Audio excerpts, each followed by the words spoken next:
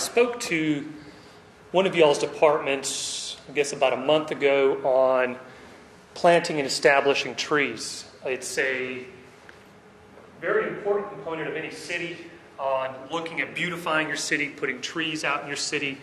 We know that trees bring a lot of benefits to our cities. We also know that trees can be dangerous to our cities if they're not maintained properly. So you have to have a balance of establishing trees, selecting trees, and then designing landscapes so that you can have not only healthy trees, but also trees that are going to function in your landscape. I'd like to start off in this talk that I'm going to be focusing on is primarily on just planting trees. That the most successful greening programs, this came out of research from University of Florida down in Miami, that they found that budget lessons, if you spend more money maintaining what you have than constantly being stuck in a cycle of putting them in the ground, whether we put them in the ground incorrectly or we pick the wrong tree species, and then being stuck with having to pull those trees out because we had tree mortality 1, 2, 3 years after planting and starting that whole process over and over again. So it's real important that we get it right the first time.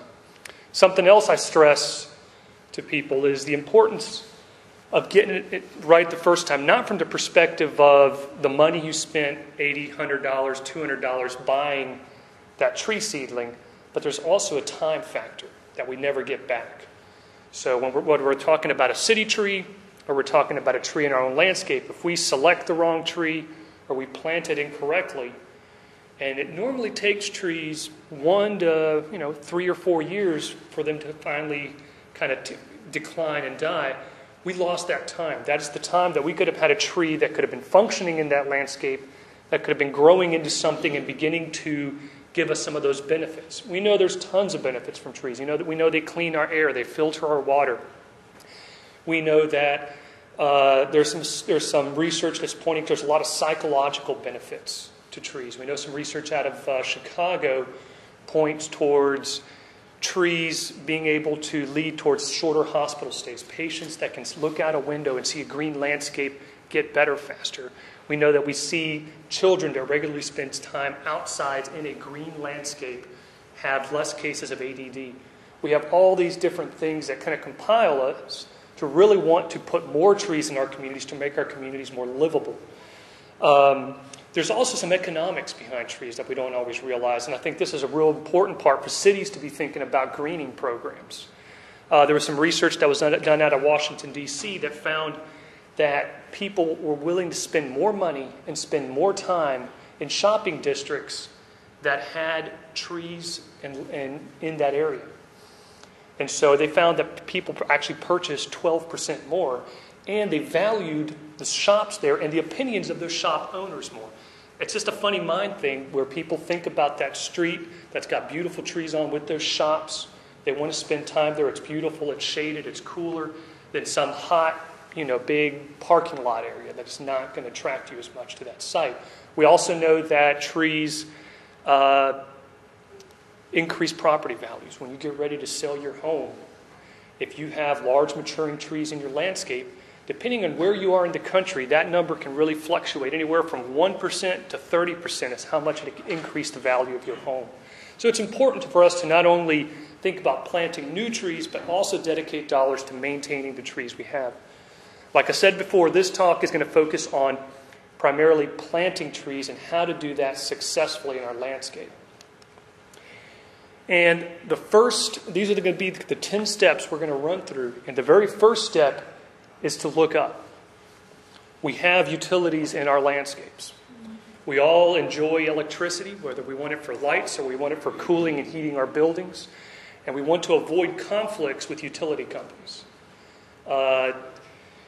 We always, and I get stuck sometimes in the middle between the utility company every now and again and homeowners that are upset with some of the pruning regimes that are done with the utility companies.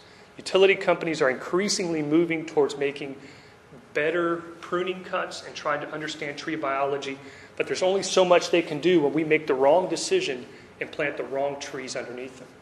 From their perspective, it creates a PR nightmare. They get homeowners upset with them, they get cities upset with them, and all they're trying to do is make sure that their power lines are safe and make sure that we can get electricity when we need it. So first step, don't plant large trees under power lines.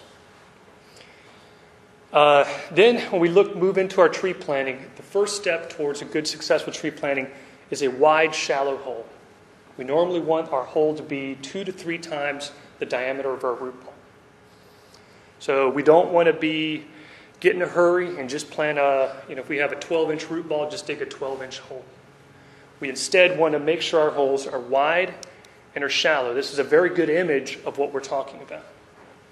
Ideally, your root ball should get shallower as you move out. This means you're going to spend more time and more effort digging those holes. Also, be aware that in a perfect world, a hole dug by hand is going to be better. Simply because as we get out there with either a backhoe or some larger piece of equipment, as we dig down and we take out large amounts of soil out of that soil and we dig it too deep, we end up with holes that are oftentimes too deep, and we backfill them. Sometimes the trees will still settle because we've now disturbed the soil underneath those trees. So just an example of being able to measure your root ball. You can use a shovel handle, whatever. Measure the diameter, look at your hole. Now we want to find the topmost root and treat any root defects. Most of the trees that we are buying in our landscapes today are going to come in 2 fashions. At one point we had bare root seedlings. Those are very difficult to find unless you're talking about small, more forestry operation trees. What we're going to see now are ball and burlap, which is your tree on your left, which is a tree that is field grown in the nursery. And in the nursery, they're going to be root pruning it every few years. And then when they dig the tree with a spade, they then put it in a wire basket, wrap it in burlap, and that's how the tree is delivered to you. The other common way we get trees is containerized trees. And trees that come in containers are very, very common. They're much easier to work with. They're much lighter. Ball and burlap trees are going to be much heavier trees. However, I will say, and I'll talk about this in a few minutes towards the end of this PowerPoint when we talk about selecting trees from nurseries, that I think in many cases ball and burlap trees can be a little bit superior to some of our container trees because of some of the rooting issues that are very common to containerized trees.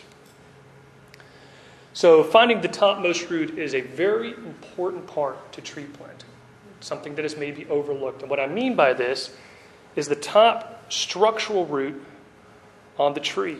This is what's going to guide our planting depth. We find in tree planting, I was working with Bruton and many other cities with the Hurricane Ivan reforesting program a number of years ago, and we found that one of the things we saw very often was trees that were oftentimes planted too deep in the landscape. And this is probably one of the biggest issues we have with tree survival. When we put that tree in the ground too deep, it's really going to cause that tree to have to work harder to become established, and oftentimes we're going to see more cases of tree mortality. So just a picture of identifying that structural root. You'll see that structural root will come into your root collar, which is the place where your stem of your tree joins your structural root plate. Now, you need to make sure that you have good root ball quality on your trees. This is an example of a ball and burlap tree. A lot of times we want to allow the top of the soil in either the ball and burlap tree or the containerized tree to guide our planting depth. That should not be the case. In many cases, you'll need to remove some of this upper soil till you find this first root and let that guide your tree planting depth.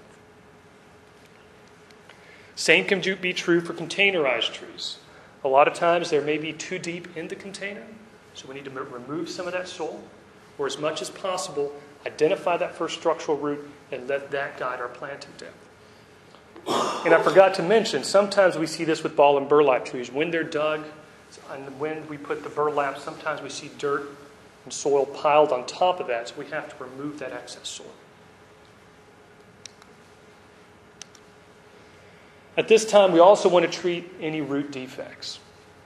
It's very common, either in ball and burlap trees, or especially in containerized trees, to oftentimes see circling roots.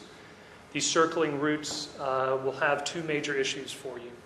One, contrary to what we might believe, when we pull that tree out of that container that's got lots of circling roots and we put it in the ground, those roots don't all of a sudden start growing out into the soil profile.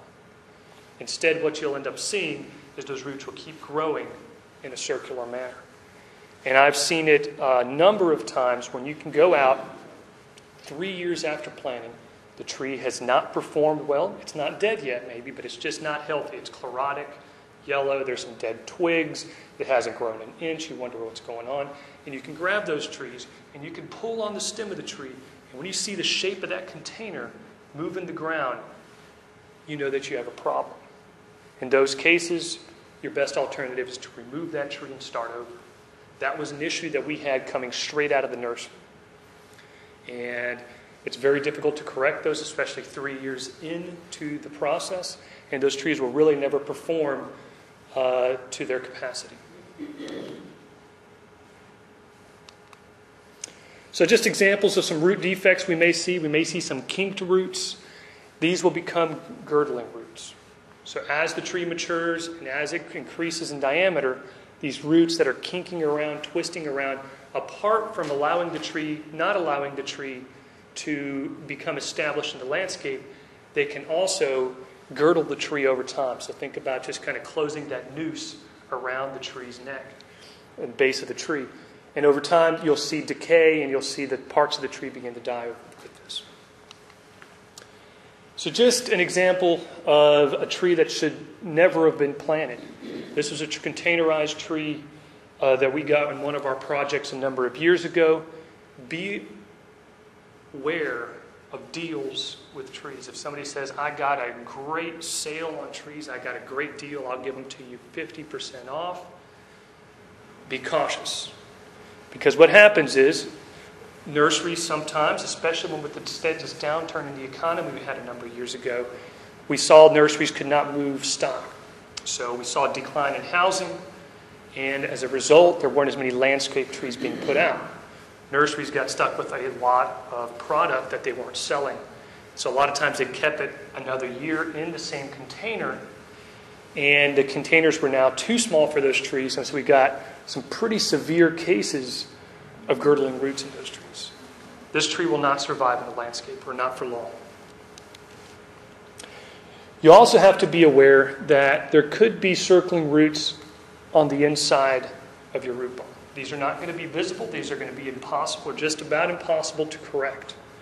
So this is where knowing that you have good nursery stock is very important. Being able to trust your nursery you're selecting trees from, and ensuring, because these right here are very close to becoming girdlers on your main stem.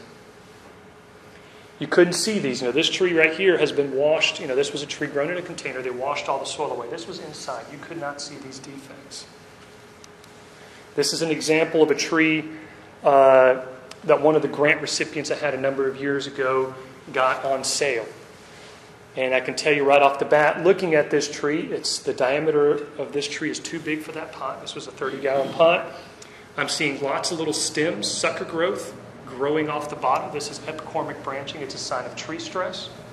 And I'm seeing circling roots from where the tree was left too long in a pot that was smaller as it progressed up the chain. When I see a tree like this, I know that it's going to have a very low probability of survival. And the problem is it's not going to die, as I said, the first year. It's probably going to hang on in your landscape for 3-4 years, but it's never going to become that tree that you planted it to intend it to be. And this is what happens to them. They're able to stand up less. You can see the shape of that pot when the wind blows or when you pull on them. This is an example of a tree that was installed in a landscape that I went out to evaluate. The trees were not performing very well. People didn't know why. When I started digging around the base of the tree, I could see that it was full of circling roots. Now we want to place the tree into hole. So we have selected the tree. We've hopefully taken care of some root defects. And just let me go back for 1 second. A couple things on root defects. Circling roots. Should you encounter circling roots, what you want to do is invariably you're going to see them. Whether you have the best nursery and their best stock, it's going to be there every now and again. You want to cut those circling roots at the point as they come out of the pot and the point before they turn. The idea behind this is that those roots, when they resprout, and they will resprout, will come straight out and be able to go out and colonize the soil. If you have a tree, like the picture I showed you a few minutes ago, with lots of circling roots on the outside, Ed Gilman from University of Florida suggests getting a sharp knife or a sharp spade and basically cutting the outer inch or two, depending on the size of your root ball, and basically squaring off that root ball. Is that ideal for tree health? No. But when we have bought that tree that we didn't know we were going to have this problem, it is better to go ahead and try to correct it, even though we know it's going to make tree establishment a little more difficult. But I would rather see that tree die the first year and go ahead and replant it than let it, peter around for a few years. So placing the tree in the hole. If we're talking about ball and burlap trees, these things can weigh several hundred pounds. You're more than likely not going to be able to lift it by hand. When you work with your crews, you want to make sure that they pick them up. They'll have wire baskets with strapping on them. That strapping is there to allow you to pick up that tree. Do not allow anybody to put a chain around the trunk of the tree or put a strap around the stem of the tree and pick it up from that point. You run two major risks with that. The first one is you can tear the stem of that tree, tear the bark off, and create a wound in that tree that is going to allow all kinds of insects, decay, and just cause future problems for that tree. So use the strapping and be very careful. You do not want to drop the tree. You want to let it settle it down very easily. If you crack the root ball because you drop the tree, the chances that that tree will become established and survive in the landscape decline. So just an example over an evergreen from a tree planting project. They're carrying those trees over. They're carrying it by the straps, not by the stem. Now, I mentioned that a second ago, that if they're dropped and the root cracks, survival goes down. So settle the tree, put the tree in the hole carefully. And now we have the planting of the tree. So we have it in the hole, and now we need to make sure that we get the right depth. Ideally, when tree planting, we want the tree, that first structural root that we talked about earlier, to be 1 to 2 inches above grade. Ed Gilman sometimes suggests as high as 3 inches. Essentially what we're trying to do here is we're trying to keep that root system near the soil surface. 80 to 90% of a tree's root system on any tree in our landscape, most of those roots are going to be in the top 18 inches of our soil profile. Roots want to be near the soil surface. That's where the water is, that's where the organic matter is with the nutrients, and that is where oxygen is. Trees go through a process of respiration, and they need oxygen for those roots to grow. This is an example of the tree that's too deep in the landscape.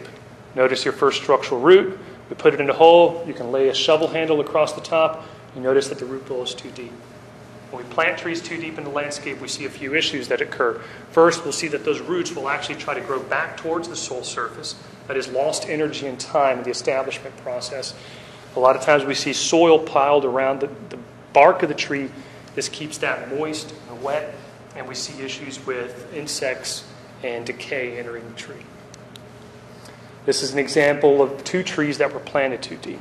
Sometimes with a tree that has managed to survive in the landscape planted too deep, you'll see this wallering. The roots are not as well anchored because those roots have grown back towards the soil surface. Think of like an umbrella, sitting in an umbrella tree. That's what those roots tend to do. And so the trees tend to rock a lot more in those holes. And as a result, you sometimes get this wallering effect in the soil, and the trees are much more susceptible to blowing over as well. So make sure you get the planting depth right. Now we want to straighten the tree. Nobody wants to put a tree out in the landscape and have it be crooked.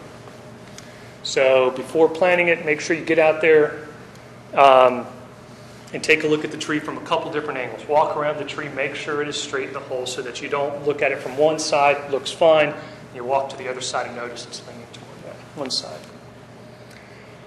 Now we want to remove the synthetic materials. This is especially true for ball and burlap trees. I think most of us know that with a containerized tree, we definitely pull it out of the container, although I have seen a few extreme cases where that has not happened.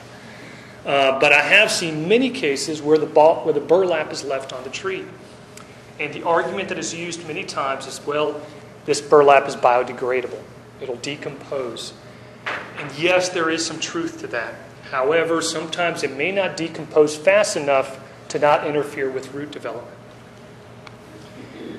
And so when we look at a root ball and we see our burlap, we want to pull that burlap off once it's sitting in the hole as much as we can. Obviously, we don't want to be lifting the tree and getting it off the bottom. That's not important. It's just important to get it off the top third of the root ball.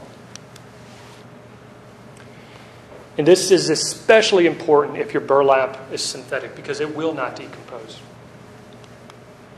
And this is what will happen if you leave, especially a synthetic burlap, on the tree's root ball. And as those roots begin to try to grow out and get into the soil, you end up essentially slowing that root growth, and then these roots can very easily become girdled by that burlap.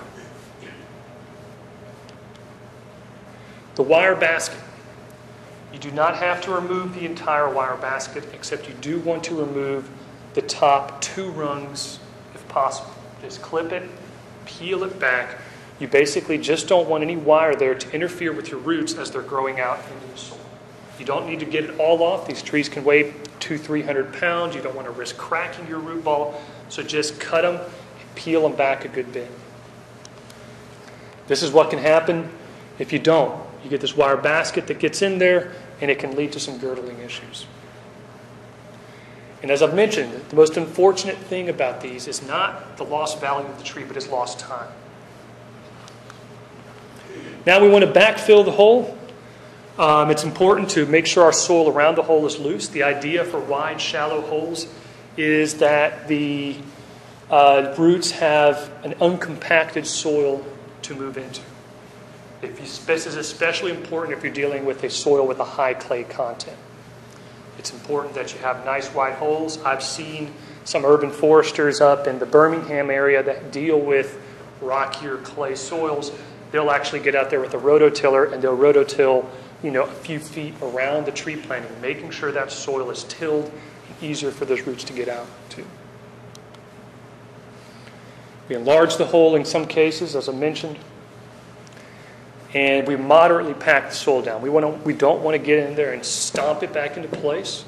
We know that an ideal soil is made up of 50% minerals, 45% pore space, and 5% organic matter. That pore space is very, very important. That's the opening, that's the space in the soil for water to be able to be in the soil as well as oxygen. When we compact soils, we crush that space out, and we have roots that are not as healthy. We can also water the tree in. It's very important to water the tree in at planting.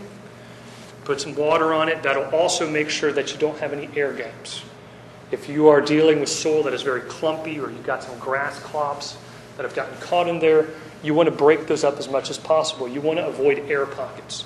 If a fine root hair hits an air pocket, it's going to die, and you're not going to have that root develop. Now you're ready for mulch. So note this tree. Looks a little funny. It's sitting 1 to 2 inches above grade. That is what we're looking for.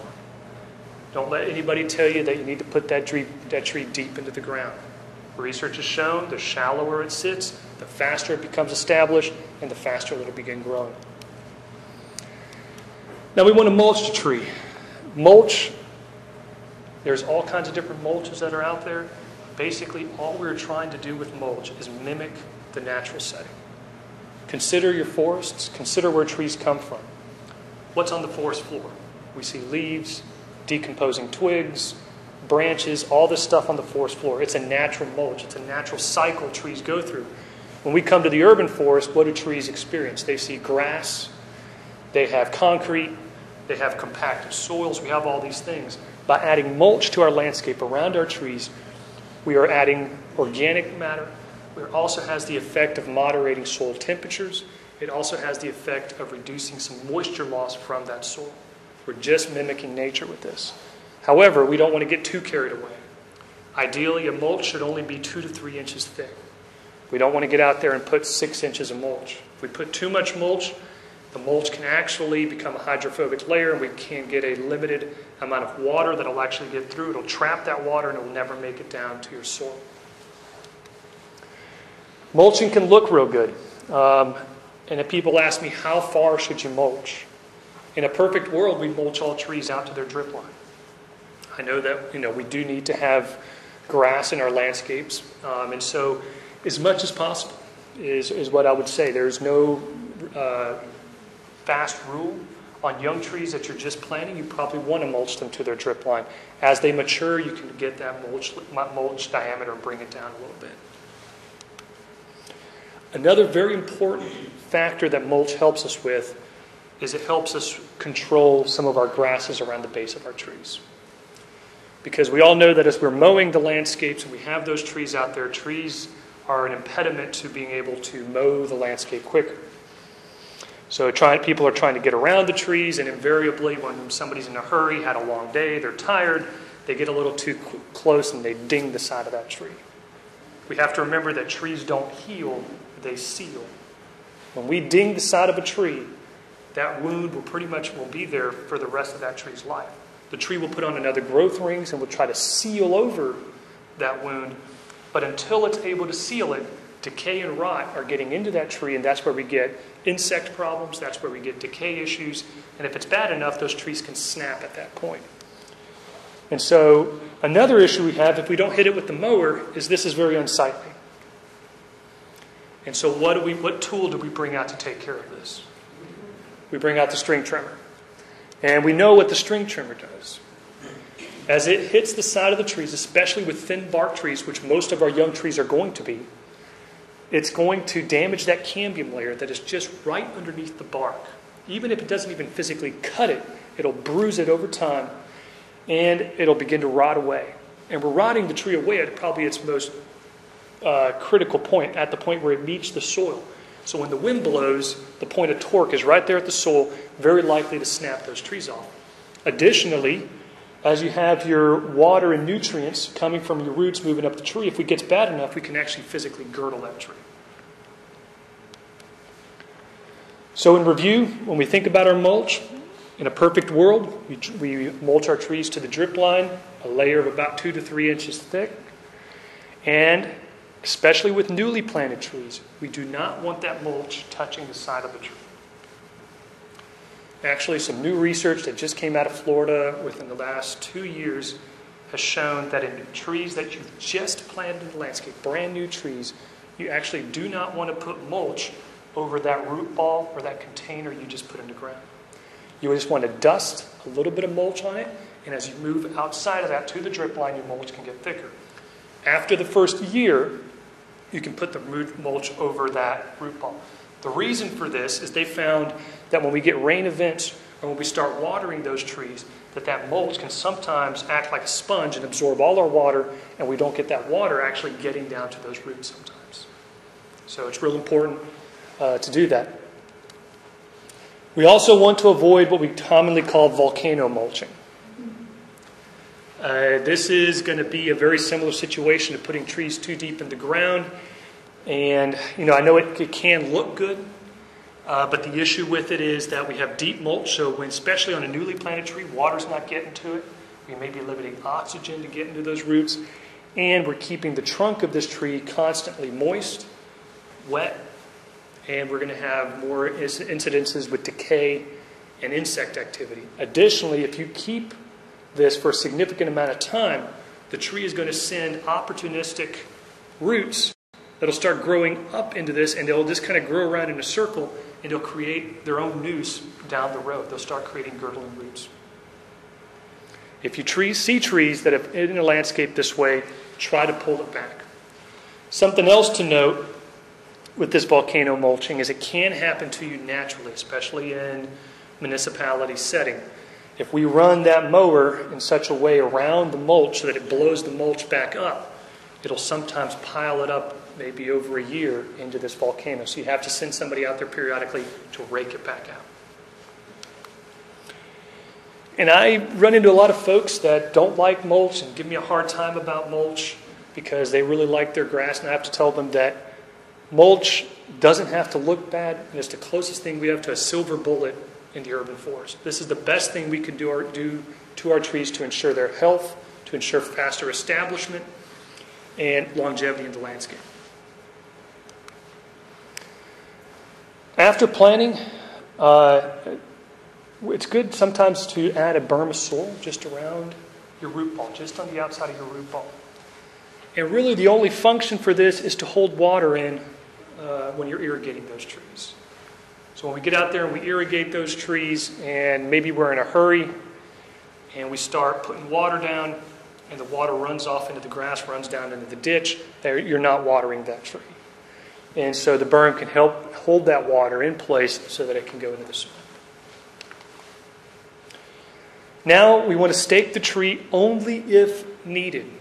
There's kind of this mentality that we automatically go out and stake trees. Many trees don't need it. They will stand just fine on their own. But there are certain cases, maybe if it's close to a school and we've got a lot of kids that go out there and start pulling on the trees, or if we have a lot of wind, or it's in an area that maybe funnels wind through it, that we could use some staking. And there's lots of different materials for staking, but don't assume that you automatically need it. And the reason I caution cities against some of the staking is that it's not only more costly to put it out there, but oftentimes we forget to remove it. There's different materials that are out there. There's this stuff called Arbor Time. You can also just use wire with a bicycle tube. The idea is you just don't want the wire cutting into the tree. And this is why I caution folks with this. And you wouldn't believe how fast this can happen. I've seen trees that they become established very quickly in the landscape, and usually inside 1 year, you begin to see this girdling begin to take effect. Most recommend that if you stake your trees, you only leave your staking material on the tree for 1 year maximum. Additionally, when you install that staking material, you want to leave a little bit of slack in the line. You don't want to have that tree just incredibly rigid. Trees, as they grow and mature, you want them to be able to move because they will grow tension and compression wood. So there's two types of wood that form in a tree, and they're types of wood that one compresses when it blows this way, the wood on the inside of the stem, and the wood on the outside is tension wood. And so this is what keeps a tree from toppling over. If you ever look at a mature tree in your landscape and see this huge tree out there and you wonder, how is that tree able to stand when the wind blows? It's developed very special woody tissues that can allow the tree to blow and do what it does. And so if we put a tree and we stake it real tight, what we'll a lot of times find is when we remove that staking, those trees will fall over. They haven't developed the tension and compression wood. Now, pruning at the end of planting, only if the tree absolutely needs it.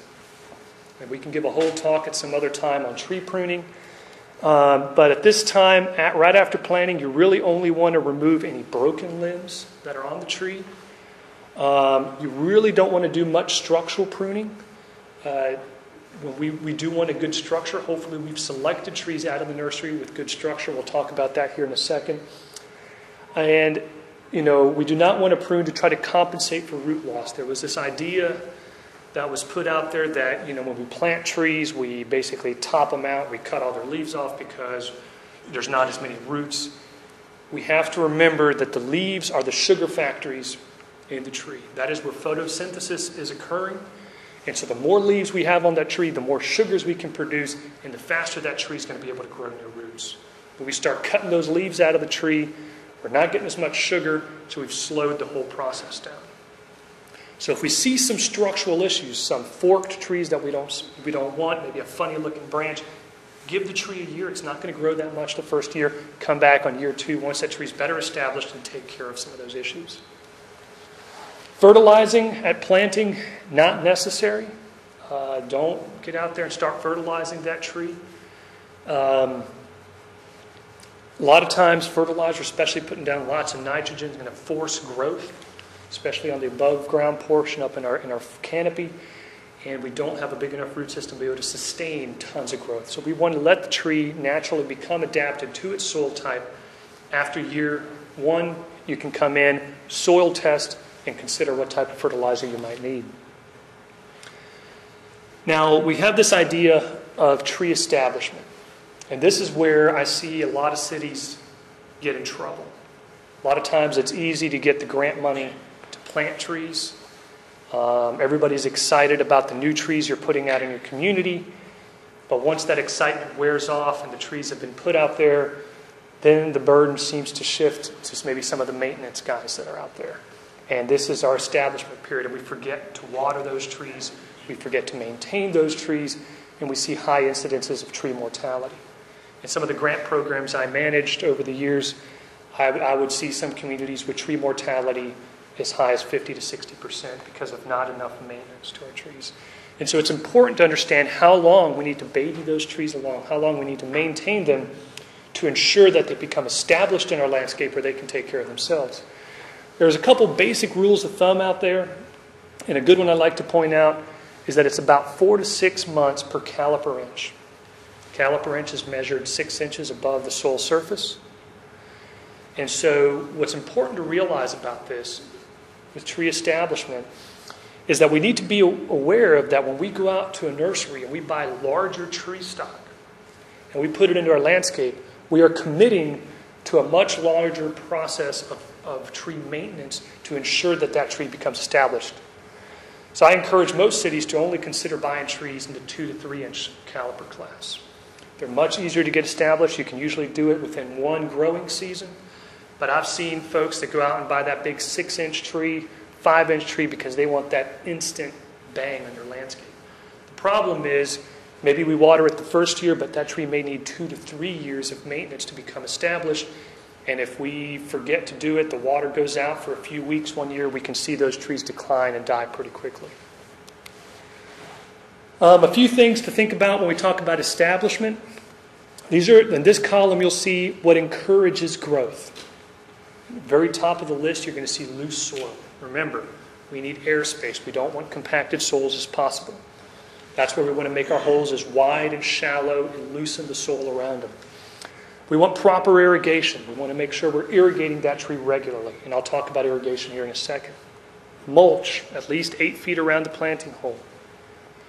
Root flare above the soil surface, so that 1 to 2 inches above grade. And leaving shoots intact at time of planting. Don't over prune that tree. Things that limit growth are going to be compacted soils. So if you're planting trees in compacted soils, consider planting species that are well adapted to compacted soils. Bald cypress, black tupelo, river birch.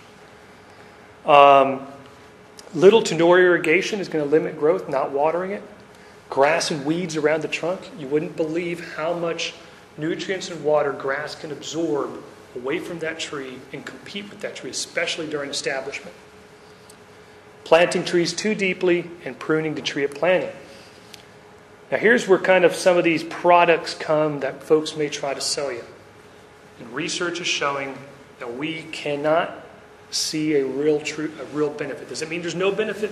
There may be some, but research has not been able to say this product absolutely helps the tree get established faster. These are things like peat or organic material added and amended into the soil at the time of planting. Water-absorbing gels. That is kind of these gels you can put in the hole. The idea is that they absorb water and they slowly leach water out over time. We just don't know about it. Root stimulant products. These things like compost teas and all kinds of stuff that are being sold out there. Adding spores or mycorrhizae. So we know that roots have a symbiotic relationship with mycorrhizae, which is basically a fungus that helps the tree absorb roots. We know that in our urban soils, a lot of times mycorrhizae is missing. And so some folks thought if we could add and inoculate the soil, maybe this would speed the process up. But it doesn't seem to work that way. We're not seeing any evidence of that. And fertilizer at planting. During establishment, irrigation, it's good to water 2 to 3 times weekly until the tree is established. And the rule of thumb is about 2 gallons per caliper inch, right onto the top of the root ball. Mulch the tree, as we mentioned, it controls weeds, increases the mulch diameter over time. Something to note about watering. It's not about amount of water, it's about frequency. So sometimes if we say, 2 gallons 2 to 3 times per week, you say, well, I can only get out there once a week, so I'm going to give the tree 6 gallons at one whack. Doesn't work that way. Unfortunately, it'd be nice if it did, but it really doesn't work that way. It works on frequency. So we need to get out there regularly to water those trees. So here's a little bit on, frequency of irrigation. And this is, you'll notice that this is where your smaller caliper trees will really pay off. And I can tell you that a lot of times when you plant those small trees, there's a saying that says small trees become big trees and big trees become small trees. And it's very, very true. It's back to that establishment period. Small trees become established much quicker, and as a result, once they become established, they start growing. Those bigger trees we plant, yes, we get an instant bang, but until they become established, they just sit there. It doesn't look like they're doing anything. And so what happens is those smaller trees start catching up. And those big trees, you have much more chances for issues to develop during that establishment area. And I can tell you, there's some folks that have planted some trees just down the road from me, a big polo field down in Fairhope. And they've done a beautiful job, but their first plantings, they planted large 6-inch caliper live oaks. And those trees have been sitting in that landscape. They've been stagnating. They've seen some mortality in them. And they've got drip irrigation on these trees. They spent a lot of money on their management, but they're just not looking right. The next year, I think they learned a few things, and they went and planted 3-inch caliper trees. And they're already starting to catch those 6-inch ones. It's really worth your money. You save your money, you can get more trees, and in the long run, you'll have healthier trees. But if you look at your irrigation, trees that are less than 2 inches in caliper, your irrigation schedule for vigor, so that's making sure the trees are popping and growing. You want to water it daily for 2 weeks, every other day for 2 months, and then weekly until establishment, until you get through that establishment period. Probably what we're going to end up with is irrigation for survival. As we have lots of trees we're planting, lots of trees to maintain, limited budgets, we can't always maintain trees for vigor. So for survival, we basically want to get out there twice weekly, for 2 to 3 months during that establishment period. And you can see this as you increase the diameter of the trees, you see that this all becomes longer and longer. It becomes more of a burden to water those trees. So in conclusion, with tree planting, this tree is planted correctly. Notice 1 to 2 inches above grade. I can't stress this enough. This tree is planted incorrectly. It's down below grade. Now, I want to spend just a few minutes talking about selecting trees out of a nursery. I know I've kind of touched on a few of these issues, but this is very, very important. If we can select the right tree the first time out of the nursery, we can save ourselves a lot of heartache and a lot of time. The first thing we want to look for is good structure in the tree. What do I mean by that? I'm talking about a good shape for the tree. If we're picking a single stem variety, so trees like a live oak, or actually most of our oaks, or we're talking about a magnolia, or many of these trees, we want to make sure that we have a good, solid, single stem that we can follow from the base of the tree straight out the top. That is very good structure. We want to avoid any trees that have massive forks. We know that fork trees, or trees that have been tipped or topped in the landscape and we get clustered branching, that branching develops improperly. We end up with issues such as included bark.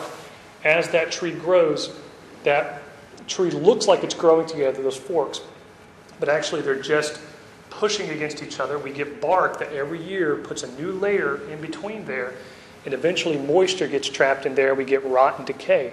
Additionally, as that tree grows in girth, it starts pushing against itself, and eventually we see some of those trees split out. So when we see trees like this in our landscape, and we buy trees like this, we know that we have to go back and do corrective pruning. We can fix some of those issues, but it's going to be one more maintenance item you're going to add to your plate. So going ahead and picking a good tree with a good central leader, branches evenly spaced around the tree of a smaller diameter than the actual diameter of the main stem. That's good structure in the tree.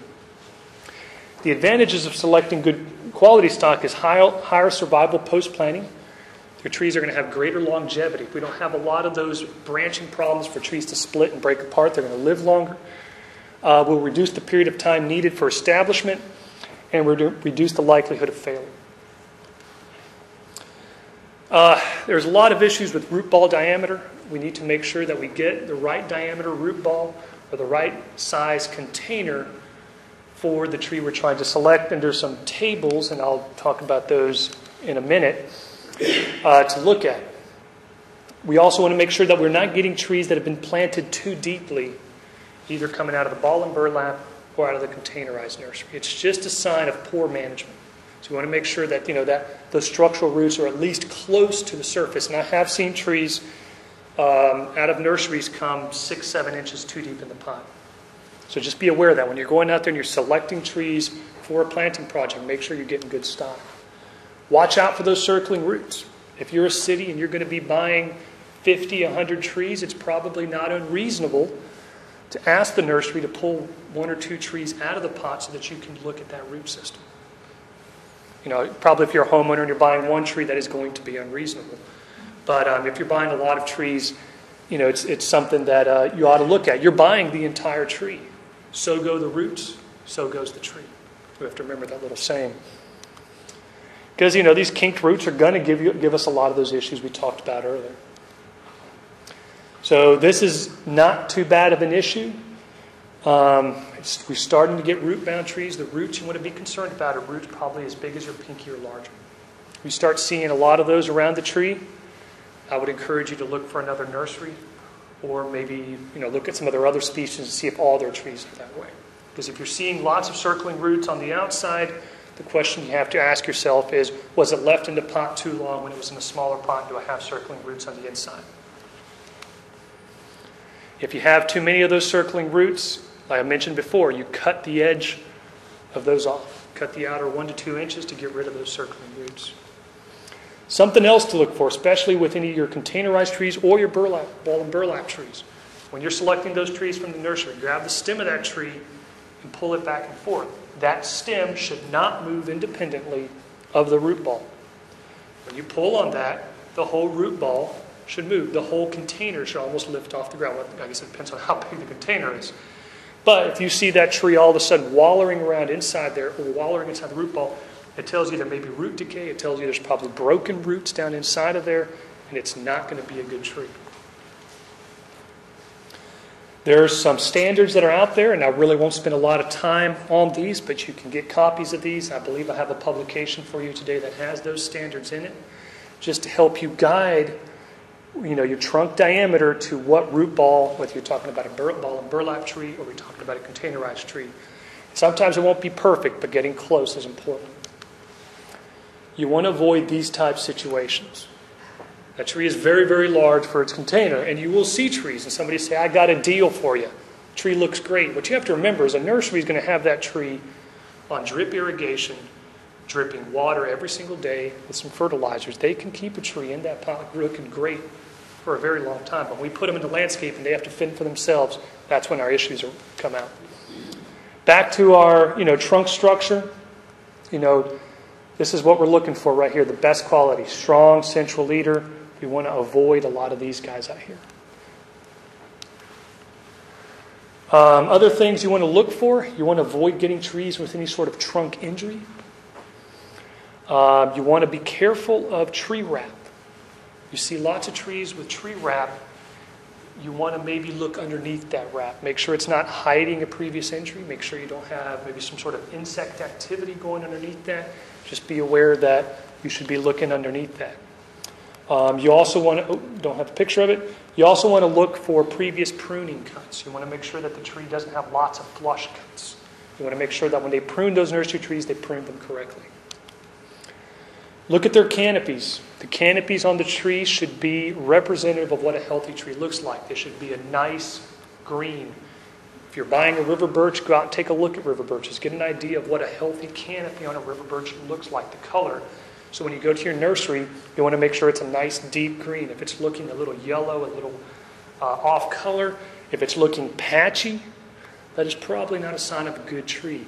You want a tree that is very uniform, with a good amount, probably about 60% canopy, and nice, uniform all the way around. And this is what I meant. I did have the slide on pruning cuts. You don't want flush cuts. If you see a lot of these oval cuts, that's called a flush cut. That means when we prune the tree, we remove the branch collar. That's an improper prune.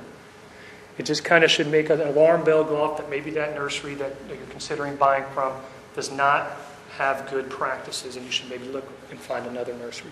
And we have some very, very good nurseries that do very, very good work, so there should be plenty to choose from.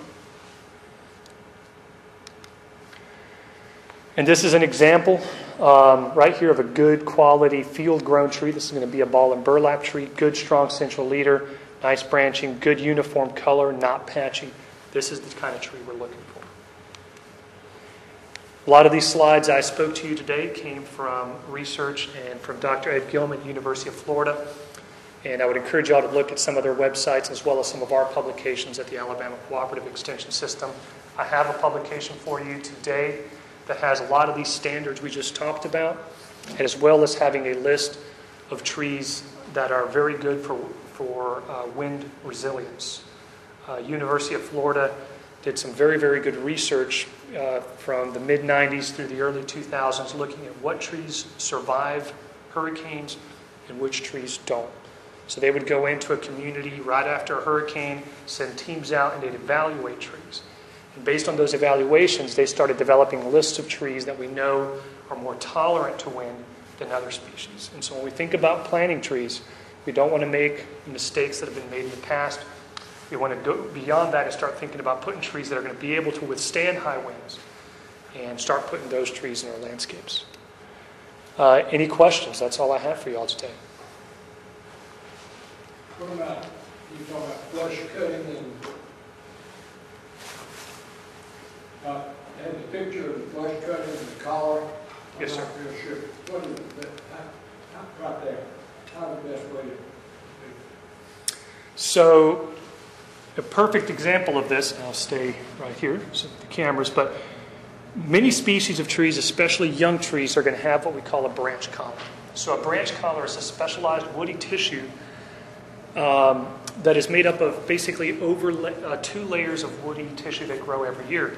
Early in the year, we get the formation of branch tissue, and a branch tissue will kind of run down the side of the tree like this. And then a little bit later in the year, the trunk will lay down a layer of woody tissue over the top, and it'll basically overlap. And as a result, we get a swollen nub right here where those two join. And just as that drawing indicates, we want to cut just along the outside of that swollen branch collar. When we flush cut, a lot of times we'll just make a cut. If we see the angle of the branch, we'll just come and just cut it off. And as a result, a lot of times you get these oval-shaped cuts. So you're making a wound that's not only too big, but you remove that specialized woody tissue that allows the tree to seal that wound over very quickly. And you can see evidence of good pruning by the way the tree heals over. A tree that heals over correctly should be kind of like a donut closing in. A tree that doesn't heal over quickly, it's kind of irregular. You notice that it's not healing real well down here or up here.